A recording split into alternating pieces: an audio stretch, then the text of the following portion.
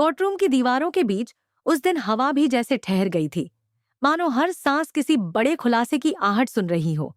और कटघरे में खड़ा सूरज अपनी किस्मत के फैसले का इंतजार कर रहा था। आंखों में थकान, चेहरे पर बेबसी और दिल में बस एक उम्मीद कि सच एक दिन जरूर सामने आएगा।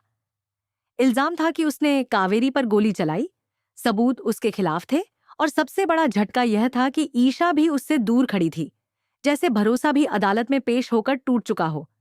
लेकिन कहानी यहां से शुरू नहीं होती।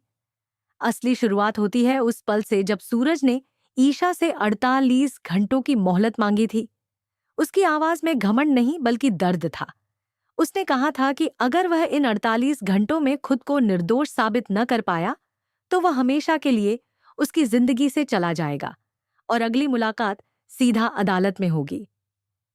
ईशा का दिल दुविधा में था। उसे शक भी था, दर्द भी था, और कहीं न कहीं प्यार भी जिंदा था। उसने सख्त शर्त पर उसे वक्त दिया। अगर सच न मिला तो रिश्ता खत्म।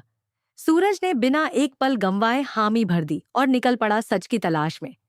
उसने अपना हुलिया बदला ताकि कोई पहचान न सके, और उस जगह पहुंचा जहां कावेरी पर हमला हुआ था।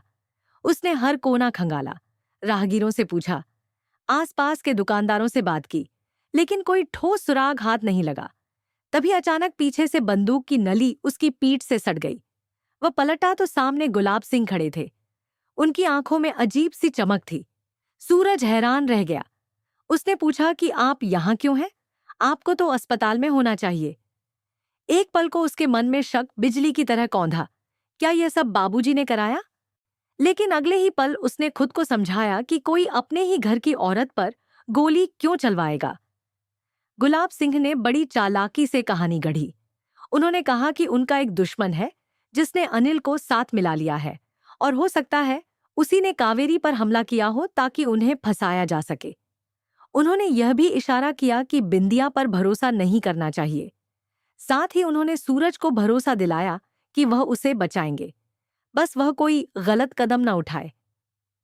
उनका मकसद साफ था, सूरज के मन का शक बस शक ही बना रहे, यकीन में न बदले। उधर समय तेजी से बीत रहा था। 48 घंटे खत्म होने को थे और सूरज के पास कोई पुख्ता सबूत नहीं था। अदालत में सुनवाई शुरू हुई। माहौल गंभीर था। जज ने सख्त टिप्पणियां की। ईशा की नजरें झुकी हुई थीं। तभी अचानक ईशा को अस्पताल से आरव का फोन आया। मां को होश आ रहा है। यह सुनते ही वह घबरा गई और तुरंत अस्पताल के लिए निकल पड़ी। गुलाब सिंह ने भी यह खबर सुनी और उनके चेहरे से रंग उड़ गया। अगर कावेरी ने सच बोल दिया तो सब खत्म। वह भी तुरंत अस्पताल पहुंचे। वहां कावेरी की उंगलियां हल्की हल्की हिल रही थीं। ईशा उनके पास झुकी। कावेरी की टूटी आवाज निकली, खून, तेरे बाप ने। यह सुनकर ईशा सन्न रह गई। लेकिन इससे पहले कि कावेरी पूरी बात कह पाती, गुलाब सिंह ने चतुराई से नर्स को आवाज दी। सबका ध्यान भटकाया और मौका पाकर ऑक्सीजन पाइप काट दिया। कावेरी की सांसें अटकने लगीं। मशीन की बीप तेज हो गई। ईशा चीख उठी और तुरंत डॉक्टरों को बुलाया। डॉक्टरों ने समय रहते हालत संभाल ली। गुलाब सिंह की साजिश एक बार फिर नाकाम हो गई। लेकिन अब ईशा के मन में शक गहरा चुका था। अगले दिन अदालत में माहौल और भी तनावपूर्ण था।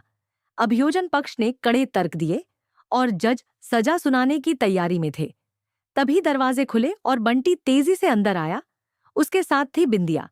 बिंदिया के चेहरे पर डर नहीं, दृढ़ता थी। उसने कहा कि उसके पास सच का सबूत है। उसने बताया कि महाशिवरात्रि के दिन मोहल्ले में अस्थायी सीसीटीवी कैमरे लगाए गए थे, जिन पर किसी का ध्यान नहीं गया। बड़ी मुश्किल से वह फुटेज उसके हाथ लगी है। जज की अनुमति से उसने लैपटॉप कोर्ट के बीच रखा और वीडियो चलाया। स्क्रीन पर साफ दिख रहा था कि गुलाब सिंह अनिल को पैसों से भरा लिफाफा दे रहे हैं। फिर अगला दृश्य, अनिल अंधेरे में कावेरी पर गोली चलाता है। अदालत में सन्नाटा छा गया। हर नजर गुलाब सिंह पर टिक गई। तभी बंटी अनिल को पकड़कर कोर्ट में ले आया। कड़ी पूछताछ में अनिल टूट गया। उसने कबूल किया कि उसने यह सब गुलाब सिंह के कहने पर किया ताकि सूरज को फंसाकर हमेशा के लिए ईशा की जिंदगी से दूर किया जा सके। यह सुनते ही ईशा की आंखों से आंसू बह निकले। उसे याद आया कि उसे पहले भी शक हुआ था। फिर भी उसने सूरज पर भरोसा क्यों नहीं किया?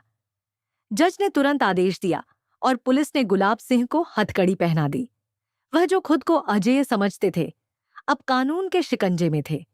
जाते जाते उनकी आंखों में गुस्सा था, जैसे कहानी खत्म नहीं हुई हो। सूरज बरी हो चुका था। अदालत में राहत की सांस ली गई। ईशा धीरे धीरे उसकी ओर बढ़ी। वह उसे गले लगाना चाहती थी, लेकिन फिर उसे याद आया कि उसका पति ब्रह्मचारी है। उसकी आंखों में हल्की सी मुस्कान आई और उसने अपनी सिग्नेचर फ्लाइंग किस देकर अपने जज्बात जताए। सूरज की आंखों में कृतज्ञता और प्रेम दोनों थे, लेकिन सवाल अभी बाकी थे। क्या गुलाब सिंह जेल में बैठकर अपनी गलती का एहसास करेंगे या बदले की आग में जलते रहेंगे? क्या बिंदिया सुरक्षित रहेगी या वह उनके अगले निशाने पर होगी? और क्या सूरज अब अपने आईएएस बनने के सपने को पूरा कर पाएगा या नई साजिशें उसका रास्ता रोकेंगी? यह लड़ाई सिर्फ एक केस की नहीं थी, ये भरोसे और सच की जीत की कहानी थी। आज अदालत ने फैसला सुना दिया, लेकिन जिंदगी की अदालत में अभी कई इम्तिहान बाकी हैं। सच ने देर से सही, मगर दस्तक जरूर दी, और उस दस्तक ने एक साम्राज्य की नींव हिला दी। अब देखना यह है कि आगे की राह में कितने तूफान आते हैं और कौन मजबूती से खड़ा रहता है। क्योंकि जब सच सामने आता है, तो रिश्ते भी नए सिरे से जन्म लेते हैं और इंसान भी।